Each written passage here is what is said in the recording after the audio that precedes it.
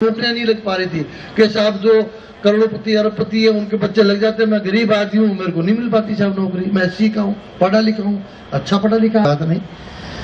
अभी जो हमारा 11 मई को स्थापना महोत्सव हुआ, नाम नहीं बोलूंगा मैं, एक कोई हाईकोर्ट के वकील हैं वाल्मीकि समाज से, वो मेरे से मिले, बहुत गर्मजोशी से मिले कि साहब मेरा भाषण करवाओ, मैं आपके साथ हूँ, आप जो मुद्दा लेके चलो। मैं कहा नहीं भैया, हमारा आयोजन चल रहा है, तो अभी मिला है तेरा भाषण करा दे, पता नहीं क्या बोल जाए। भाषण नहीं, पहले मिल हमारे घर पे आया करके देखेंगे, परखेंगे तुम्हारे मन में क्या है, चाशनी देखेंगे। आज धानका जी हमारे साथ जुड़े हुए हैं, हमारे दिल को जानते, हम इनके दिल को जानते हैं, हमारे दिल मिले हुए हैं। हमारे बारे में कुछ भी कह दो ये मानेंगे नहीं, क्योंकि देख रखा है इन्होंने। इनके बारे में कुछ भी कह दो तो मैंने कहा पहले चाशनी देखेंगे भैया, फिर बोलोगे आप लोग। घर पे आए, वो कल ही आए थे घर पे, खूब अच्छे बोले। मैंने करीब आधा घंटा तक सुना, 12-15 बड़े पदाधिकारी बैठे थे, लोग बाग अनिजी भी हो गया, इसको सुनते जरा आप तो बोलो। मैंने इसको बोल तो लेने दो तो मैंने कहा जी ठीक है, आप बोले हो वाल्मीकि जी, हम अपना मंतव्य तो बाद में बताएंगे, पहले आप अपना मंतव्य बताइए कि आप हमसे क्या चाहते हैं। उन्होंने कहा साहब ये सफाई आयोग जो केंद्र सरकार में बना हुआ है, इसमें क्या है चाहिए, सफाई आयोग का सदस्य नहीं चाहिए। हम आपके उत्थान में रुचि नहीं रखते, हम आपके समाज के उत्थान में रुचि रखते हैं। तो आप गलत जगह आ गए। आप पहले आप अपना मन साफ कीजिए। अगर व्यक्तिगत स्वार्थ के लिए जुड़ते हैं, जैसे धानका जी है, दिन रात इनके पास इतना बारूद मसाला भरा पड़ा है, अगर वो पता नहीं क्या क्या विस्फोट कर सकते हैं ये इतनी मेहनत इन्होंने हमारे बिना ही कर रखी है। ये जब मिले हमसे, ये जो मीणा मीणा विवाद है, इसके जनक है ये, हमको गाइड करने वाले, हम तो इनका साथ दे रहे हैं, इनके पास जो बारूद मसाला उसको उपयोग में ले रहे हैं। बाकी इतनी मेहनत इन्होंने ऑलरेडी कर रखी है। तो ये फिल्म है, कोई व्यक्ति का स्वार्थ नहीं इस आदमी का, बच्चे भी नौकरी शुदा है, खुद का भी कोई मंतव्य नहीं है, कोई राजनीतिक महत्वाकांक्षा नहीं है। ये आदमी हमारे साथ है, ये अपने समाज का भला चाहते हैं। हम इनके समाज के आयोजन में जाते हैं, वहां बोल के आते हैं और सुनते हैं लोग बात और अप्रिशिएट करते हैं, जुड़ रहे हैं हमारे साथ लोग बात, ये बात, और रिजल्ट भी आ रहे हैं, देख रहे हैं वो लोग। अगर कोई व्यक्ति व्यक्तिगत स्वार्थ से हमारे साथ जुड़ना चाहता है तो नमस्कार है साहब, हमको आपके व्यक्तिगत तरक्की में कोई रुचि नहीं है। आपके समाज की हम तरक्की करना चाहते हैं। जो इनडिस्पैरिटी है, जो डिस्पैरिटी है, या जो भेदभाव है, जो गलत हो रहा है, जो अन्याय हो रहा है, जो SC ST में ही जो क्रीमी लेयर हो चुकी है, जो शोषक समाज डेवलप हो चुका है, उसको अलग करते हुए हम असल दलित और पिछड़ों तक लाभ पहुंचाना चाहते हैं, जिससे जल्दी से जल्दी जातिगत आरक्षण खत्म। जातिगत तो आरक्षण हम तत्काल ही खत्म करना चाहते हैं। आरक्षण का आधार जाति तो होना ही नहीं चाहिए। जो जातिगत विद्वेष और वैमनस्य और जातिगत संघर्ष की घटनाएं घट रही हैं, वो सिर्फ और सिर्फ इसलिए घट रही हैं क्योंकि हमारे आरक्षण की व्यवस्था जातिगत कर दी गई है। संविधान में जातिगत व्यवस्था नहीं है। शेड्यूल ट्राइब को अलग मान के चलिए, शेड्यूल ट्राइब जाति के आधार पर नहीं है, वो ट्राइबल्स का अनुसूचित जनजाति वो अलग चीज है, अनुसूचित जाति अलग चीज है। हम जातिगत आधार पर आरक्षण के विरुद्ध है। और जैसे OBC में जाति के आधार पर आरक्षण दिया जा रहा है, असली जो पिछड़े OBC में आरक्षण लाभ ही नहीं पहुंच रहा है, ऐसे ही SC के अंदर जाति के आधार पर दिया जा रहा है। अब मायावती हो, पिछड़ी है, अभी भी दलित है। हमारे यहाँ दलित राष्ट्रपति बन जाता है, राष्ट्रपति बने बाद दलित रहता है। लोकसभा का अध्यक्ष बन गई मीरा कुमार, दलित अध्यक्ष। अरे तो दलित कब खत्म होगी भाई, बताओ तो सही ये बात। तो इस चीज के विरोध में वो इसलिए ही है कि वो जाति को आधार मान के चल रहे हैं। हम इसका विरोध कर रहे हैं, जाति के आधार का। कई रिटें भी लगी हुई है, उसके रिजल्ट भी आएंगे। और अभी आगे आने वाला साल बहुत धमाकेदार होगा साथियों। जो घटनाएं घटने जा रही हैं, मैं प्रमोशन आरक्षण में भी जानकारी दूंगा अभी आपको। जो घटनाएं घटने जा रही हैं वो बता दूं मैं आपको। एक तो MLA MP में जो जातिगत आरक्षण दिया हुआ है, 10 साल के लिए दिया गया था, 20 कर दिया, 30 कर दिया, 70 साल कर दिया, उसको हर 10 साल बाद बढ़ाते हैं। उसको चैलेंज किया, पूरे भारतवर्ष से 18-19 रिटें लगी हुई हैं सुप्रीम कोर्ट में। अपनी भी एक रिट उसमें शामिल है, अपनी रिट हाई कोर्ट में थी, बाकी रिटें सीधी सुप्रीम कोर्ट में लगी हुई है। उन रिटों के डिस्पोजल के लिए 2000 से चल रही है, 16 साल हो गए। सुप्रीम कोर्ट ने अब उन रिटों के डिस्पोजल के लिए संविधान पीठ का गठन कर दिया और उस संविधान पीठ में हमने अपनी रिट सुनने के लिए ट्रांसफर पिटीशन लगा दी है। जो हाई कोर्ट में 7-8 साल से चल रही है हमारी, जो 2009-10 में आया था, 10 साल बढ़ाया था, 70 साल किया था, 75वां 95 संविधान संशोधन हमने चैलेंज कर रखा है उसको भी चैलेंज कर, वो वहाँ ट्रांसफर पिटीशन लगाया, जिसमें नोटिस इशू हो गए। ईश्वर ने चाहा तो हमारी ट्रांसफर पिटीशन स्वीकार होगी निश्चित रूप से, सुप्रीम कोर्ट ने नोटिस इशू कर दिए हैं और उनके साथ ही हमारा डिस्पोजल होगा और दीपावली से पहले इसका निश्चित रूप से निर्णय आएगा साथियों, सुप्रीम कोर्ट का, संविधान पीठ का। इस आरक्षण पर पूरे देश में बवाल मचना तय है, हंगामा होगा, क्या होगा क्या नहीं होगा, अपने सबको तैयार रहना चाहिए। हो सकता है क्या कुछ सुनवाई होगी तब भी खूब खबरें आएंगी, संविधान पीठ देख रही है कि एमएलए एमपी में आरक्षण होना चाहिए या नहीं होना चाहिए। पहली बार इस मुद्दे पर सुनवाई होने जा रही है, पहली बार स्वतंत्रता प्राप्ति के बाद से पहली बार इस मुद्दे और संविधान पीठ सुन रही है। केंद्र सरकार ने बहुत जोर लगाया था कि इस मुद्दे पर सुनवाई नहीं करे, संविधान पीठ का गठन नहीं हो, लेकिन सुप्रीम कोर्ट ने सुनी नहीं, संविधान पीठ का गठन कर दिया है। अभी 2 मई को सुनवाई थी लेकिन लिस्ट नहीं हो पाई, हमारी लगी थी। ऐसे कई ट्रांसफर पिटीशन लगी हैं, 10-20 और भी आ रही है रिटे अंदर ट्रांसफर करके, बढ़ जाएंगी 18-19 से 10-15 और आ जाएंगी। जितने भी हो, मुद्दा यही है, इसी मुद्दे पर संविधान पीठ सुनवाई करेगी।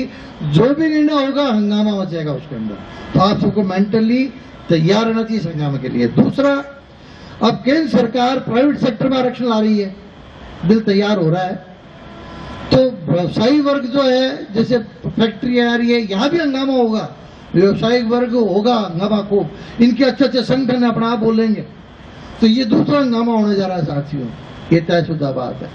तीसरा, पदोन्नति में आरक्षण की बात, पदोन्नति में आरक्षण के लिए तो मेरे को ये लगता है कि केंद्र सरकारें या जो पार्टियां हैं वो मेंटली तैयार हो चुकी है कि ये अत्यंत अन्यायवादी कदम है और ये पदोन्नति में आरक्षण पिछड़ों के साथ भी अन्याय है, क्योंकि जो नौकरी में आ गया उसको अपलिफ्ट नहीं मान करके पिछड़ा मानते रहना, ये बिल्कुल बेसिकली अन्याय है, जंगल राज का द्योतक है।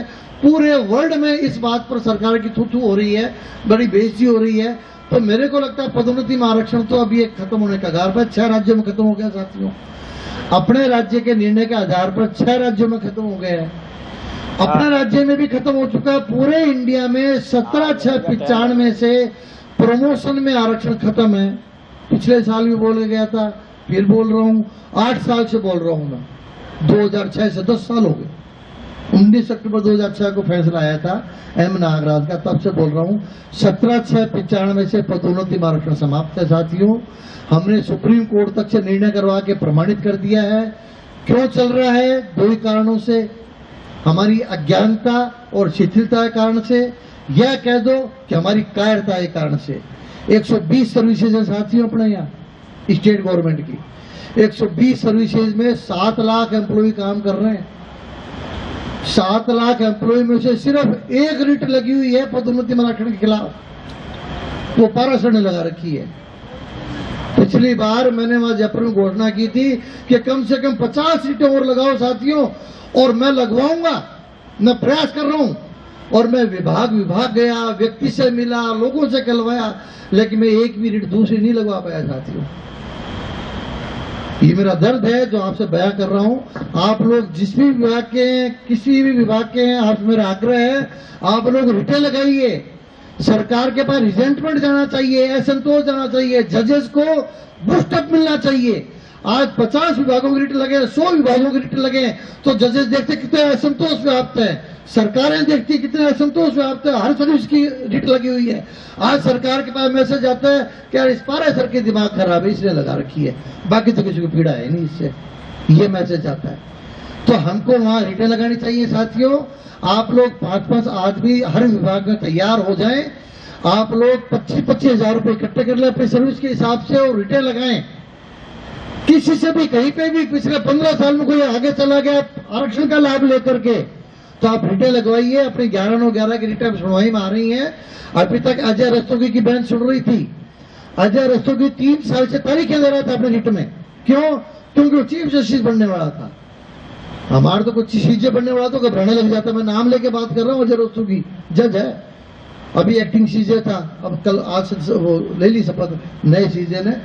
3 साल से तारीखें दे रहा था अजय रस्तोगी, सुनता ही नहीं था, तारीखें दे रहा है साहब हमारे।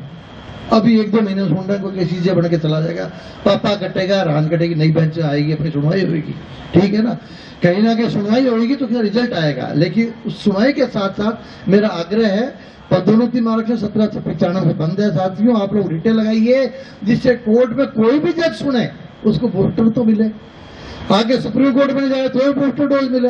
आप देखिए, अपने फैसले के आधार पर यूपी में फैसला हुआ और वहां पे 4 लाख लोग रिवोल्ट भी हो गए, आरक्षण का लाभ लेके प्रमोट होने वाले, और अपने यहां भी इंतजार में, अपने यहां 11/9/11 की रिट चल रही है एकमात्र, और सुप्रीम कोर्ट में कंटेम्प्ट चल रहा है। ये भी जब भी डिसाइड होंगे ये रिवर्सल होगा, लेकिन आप लोग इसके मतलब भरोसे मत बैठिए। मेरा आग्रह है आपसे, आप लोग रिटेल लगाइए, जागरूकता लाइए, 25 जनों से 1000 रुपए ले लो यार, 5 जना नाम लिखा दो, रिटेल तैयार पड़ी हमारे पास, साइन कर दो, आकर रिट लगा देंगे। एक विभाग की रिट होगी, एक सर्विस की रिट होगी, एक कैडर की रिट होगी, नोटिस होता है, अखबार में खबरें आ जाएंगी, चल जाएगा मामला। बताओ अजी, अपने से तो अच्छा आदिवासी लोग है, भील लोग है, केवल राम कटा रहा है, उसको हमने कहा उसने रिट लगा दी, सचिवालय के अंदर, सचिवालय सेवा में असिस्टेंट सेक्रेटरी पद पर है, उसने रिट लगा दी कि साहब आदिवासी तो मैं हूं, ये मीना तो जनरल कैटेगरी के, ये मेरे से ऊपर कैसे पहुंच गए, साहब इनको हटाओ। आपने अखबारों में पढ़ी, नोटिस इशू हो चुके उसके अंदर, इनको हटाओ और मेरे को deputy secretary, senior deputy secretary बनाओ, और रिट चल रही है। तो ऐसे अपने भी साहस करें, साहस करेंगे तो रिजल्ट आएगा, और रिजल्ट आएगा तो अपने को परिणाम मिलेंगे। अपने भी जब भी डिसीजन होगा, ये मान के चलिए 1497 से रिव्यू डीपीसी होंगी सबकी, लेकिन उसके लिए अपने को मनोयोग से मेहनत करनी पड़ेगी। पदोन्नति आरक्षण की स्थिति ये है कि हमारे 11/9/11 चल रहा है, उसके साथ रिटेल लगवाइए आप, विभागवार, सर्विस कैडरवार, जहां जहां लगवा सकते उसकी रिटेल लगवाइए। आपसे प्रार्थना है। सुप्रीम कोर्ट में अपना कंटेम्प्ट चल रहा है, चलमेश्वर की बेंच है, चलमेश्वर की बेंच में क्या था, वो अल्तमश कबीर ने बदमाशी की थी अपना चीफ जस्टिस ने, बदमाशी करके वो खा पी करके अपने कंटेम्प्ट को डाइल्यूट कर गया, वो सबको पता, अखबारों खबरें पढ़ी हैं आप लोगों ने, उसके साथ हुई भी बहुत बुरी। तो भ्रष्ट आदमी के साथ तो यही होगा, किसी की मतलब करोड़ों लोगों के साथ छोड़ा घोपेगा, आत्मा दुखाएगा, तो उसके साथ यही होगा। उसके साथ ये हुआ कि जिस दिन वो रिटायर हो रहा था चीफ जस्टिस ऑफ इंडिया, जिस दिन रिटायर हो रहा था उस दिन भी वो पैसे खा के फैसला कर रहा था, अल्तमश कबीर। लेकिन अपनी बददुआ लगी थी, अपने तो ये कह सकते, अपने तो क्या करते, लड़ से बाहर नहीं सकते। इम्पीचमेंट लाने का प्रयास किया, हमारे पास 22 सांसद हुए, 50 सांसद हुए नहीं, इम्पीचमेंट ला नहीं पाए उसके खिलाफ हम। खैर बददुआ दे के सोचा कुछ ना कुछ भगवान करेगा, इसका बुरा करेगा, और क्या करे। जब कुछ नहीं होता तो अपने आत्मा को यही कहते हैं कि भगवान देख रहा है, भगवान ने न्याय किया। उसने कांग्रेस से सौदेबाजी कर ली थी, मानवाधिकार आयोग का अध्यक्ष बनने के लिए तैयार था वो, लेकिन क्या हुआ, लास्ट डे, भ्रष्ट तो भ्रष्ट ही होता है आदमी, लास्ट डे भी करोड़ों रुपए खाकर एक डिसीजन कर रहा था, वो कर दिया उसने। कौन सा डिसीजन कर दिया, प्राइवेट मेडिकल कॉलेजेस में पीएमटी अलग से लेने का, खूब भ्रष्टाचार चलता प्राइवेट कॉलेजेस के अंदर, वो अलग से कर दिया था। कौन रोकता, चीफ जस्टिस ऑफ इंडिया था। लेकिन हुआ क्या उसके साथ, 10:30 बजे उसको फैसला देना था, 9:30 बजे सोशल मीडिया पर वो वायरल हो गया फैसला उसका, 9:30 बजे। उस दिन के अखबारों की, दिल्ली के अखबारों की फ्रंट पेज की खबर थी ये देखो साहब, ये फैसला 9:30 बजे वायरल हुआ है, और ये फैसला दे दिया ऐसे 10:30 बजे, बता दिया कि साहब इसका डिसेंटिंग नोट आएगा, इसका ये आएगा, इसका ये फैसला आ रहा है, वो आ रहा है। वो फैसला हो गया और वो वायरल हो गया, उसका मुंह कड़ा हो गया। हालत ये हुई, बाहर ने मना कर दिया, हम तो उसको पार्टी नहीं देते, वहां सामने न लगे हुए उसको विदाई समारोह के लिए, बाहर भागी के साहब ऐसे भ्रष्टाचार तो पार्टी नहीं देते। आज जुडिशरी का काला दिवस है हमारे लिए, उसको हम पार्टी नहीं देंगे। जजेज ने हाथाजोड़ी करी, मीटिंग करी कि यार कुछ तो करो, ये तो चला जाएगा, अपने क्यों खराब कर रहे हैं। तो 20-30-50 लोग होकर कमरे में उनको चाय पार्टी और नाश्ता देकर के विदा किया उनको, और आज तक कुछ बन नहीं पाया उस साथियों। तो अपनी बदुआ काम तो करती, ऐसी बात नहीं है। लेकिन उसी बेंच में चलमेश्वर था। अब कंटेम्प्ट का सिस्टम ये होता है कि जिस बेंच का ऑर्डर होता है उसी में कंटेम्प्ट लगता है। वो चलमेश्वर की बेंच में लग रहा है कंटेम्प्ट, 1-1 साल की तारीख दे रहा है भाई अपना को, क्या कर रहे हैं बेटा, एप्लीकेशन लगाते हैं, सुनता नहीं, इम्पीचमेंट ला नहीं सकते। सुप्रीम कोर्ट का ये कहां जाओगे आप, तो जो अपने तो संवैधानिक लड़ाई है, संवैधानिक हिसाब से लड़ रहे हैं। लेकिन अब हम सोच रहे हैं कि बेंच चेंज कराने के लिए फैक्चुअल चीज सामने लाए, बैंक चेंज मतलब 0.01% संभावना है, लेकिन क्यों ना तलाशा जाए उस संभावना को। हम उस संभावना को तलाश रहे हैं और बैंक चेंज करने का प्रयास कर रहे हैं। भगवान ने चाहा तो दीपावली से पहले उसका भी निर्णय कर रहे हैं, कंटेम्प्ट का, उसका भी निर्णय आएगा तो कुछ सब भलाई होगा अपना। और ये तयशुदा बात है, प्रमोशन में आरक्षण 17 से 95 से बंद है। 1497 से इनको सही लिस्टें रिव्यू डीपीएस करके बढ़ानी ही पड़ेंगी। और केंद्र सरकार का स्थिति बता दूं मैं आपको, केंद्र सरकार में हमारी रीट चल रही है already. Punjab Haryana high court का अपना फैसला प्योर मार रखा है। उसका ऑर्डर ये है कि आप 1497 से ऐसी लिस्टें बनाइए without any element of reservation in promotion. ये ऑर्डर की लैंग्वेज बोल रहा हूँ। उसके अंदर एसएलपीयां चल रही हैं, रिटर्न चल रही हैं, वो करीब 18-20 एसएलपी उसमें भी जुड़ गई हैं पूरे इंडिया से ला करके। उसके अंदर अपने को समता आंदोलन को स्टेटस को का ऑर्डर मिला हुआ है 3 फरवरी 2015 से। स्टेटस को का मतलब सेंट्रल गवर्नमेंट के जितने डिपार्टमेंट से जितने सर्विसेज हैं उनके अंदर जो जाए वही रहेगा। 3/2/15 को जाए, 3 फरवरी 2015 से 1.25 साल हो गया। जो जाए वही रहेगा, लेकिन उस स्टेटस को ऑर्डर की पालना नहीं हो रही है। अब हमने कंटेम्प्ट तैयार करवा करके लगवा दी है। यहाँ रेलवे वाला है, उनको पता भी है, रेलवे की तरफ से लगवाई हमने। डीओपीटी सेंट्रल सेक्रेटरिएट का जो डीओपीटी विभाग है उसके कर्मचारियों को भी ले लिया है, सेंट्रल सेक्रेटरिएट कर्मचारियों को। और डीओपीटी सेंट्रल सेक्रेटरिएट का जो सेक्रेटरी है उसको भी इन पर्सन पार्टी बनाया हमने, जिससे सारे डिपार्टमेंट कवर हो जाए। और भगवान ने चाहा तो छुट्टियों के बाद वो कंटेम्प्ट सुनवाई में आएगी, नोटिस जारी होते हैं, हंगामा मचेगा। ये सेंट्रल गवर्नमेंट की स्थिति है अपना प्रमोशन आरक्षण के लिए।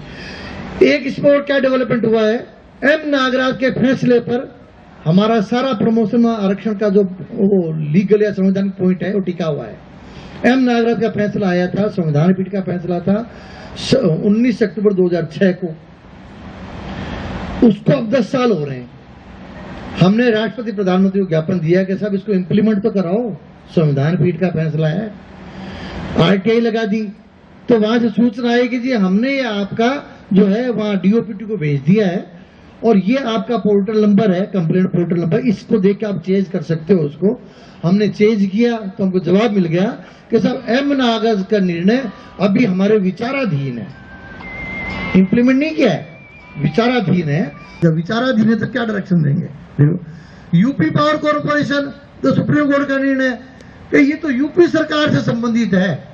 सुप्रीम कोर्ट का निर्णय लॉ ऑफ द लैंड होता है, सारी सरकार डीओपीटी पार्टी थी उसमें केंद्र की, उसको कह रहे तो यूपी सरकार संबंधित, आप यूपी सरकार से लीजिए, उसको लागू करेंगे। 10 साल बाद विचाराधीन नहीं पड़ा है, अभी 6 महीने और भी लगेंगे।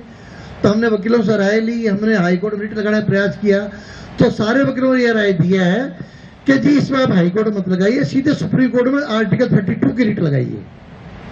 अब आर्टिकल 32 की रिट तैयार हो रही है इसी मुद्दे पर और छुट्टियों के बाद वो लागू हो जाएगी, तो फाइल हो जाएगी। भगवान ने चाहा तो उसमें कोई बढ़िया निर्णय नहीं आएगा, साफ नहीं है। सुप्रीम कोर्ट को हम इनडायरेक्टली कहेंगे कि साहब आपकी औकात क्या है, संविधान पीठ को सरकार गांठती नहीं है, कैट की औकात है, कैट के निर्णय पूरे इंडिया में लागू होते हैं, संविधान पीठ के निर्णय लागू नहीं होते। हिम्मत है तो करा दो इसको लागू हो जाएगा, बात बढ़ जाएगी अपनी, इतनी तो लड़ाई है वो क्या है। तो वो लड़ाई भी लड़ रहे हैं हम, ये आपको जानकारी इसलिए दे रहा हूं तो आपको अपडेट अब तक का मिल जाए। तो ये प्रमोशन आरक्षण के बता दिया मैंने आपको, प्राइवेट सेक्टर का बता दिया, राजनीतिक आरक्षण जो चल रहा है वो बता दिया। बाकी किसी को कोई क्वेरी हो आप अपने जिला अध्यक्ष से पूछ सकते हैं। यहाँ जिला यूनिट बड़ी अच्छी काम कर रही है, संभाग यूनिट, तहसील यूनिट, अजमेर संभाग हमारा अच्छा सक्रिय संभाग है, सक्रियता से हमको यहाँ से प्रोत्साहन मिलता है। एक आग्रह मैं उनको और करूंगा कि कोई युवा प्रकोष्ठ और बनाए सर, जैसे महिला प्रकोष्ठ बनाए हैं ना, ऐसे युवा प्रकोष्ठ बनाए हैं। युवा प्रकोष्ठ में जयपुर में बना नहीं पाया अभी तक और मैं इनसे आग्रह कर रहा हूँ, सभी जिला अध्यक्षों से आग्रह करता हूँ ये बात है, जुड़ते ही नहीं है। जब मैं स्वीकार कर रहा हूँ मतलब इंडिया के सबसे बड़े संगठन का अध्यक्ष मैं स्वीकार कर रहा हूँ, मैं युवा प्रकोष्ठ नहीं बना पाया इस समतावादी संगठन का। हमारा संगठन पूरी तरह से संवैधानिक संगठन है, गैर राजनीतिक संगठन है, राष्ट्रवादी संगठन है, हर किसी के पक्ष की बात करने वाला संगठन है, हर अन्याय के खिलाफ बोलने वाला संगठन है और हम युवा प्रकोष्ठ नहीं बना पाए हैं साथियों। तो ऐसा नहीं है कि हमने प्रयास नहीं किए, मैं सर पटक पटक के मर लिया, मेरे को युवा अध्यक्ष नहीं मिला प्रदेश स्तर पर, जिसको लेके आता हूं चरण स्पर्श करता है। आज भी मिलकर तो चरण स्पर्श करते हैं। अध्यक्ष नहीं बनते? क्यों नहीं बनते सुन लो आप। पढ़ेसरी बच्चे तो पढ़ाई में लगे रहते, वो तो आते नहीं हमारे पास। ठीक है, कोई बात नहीं।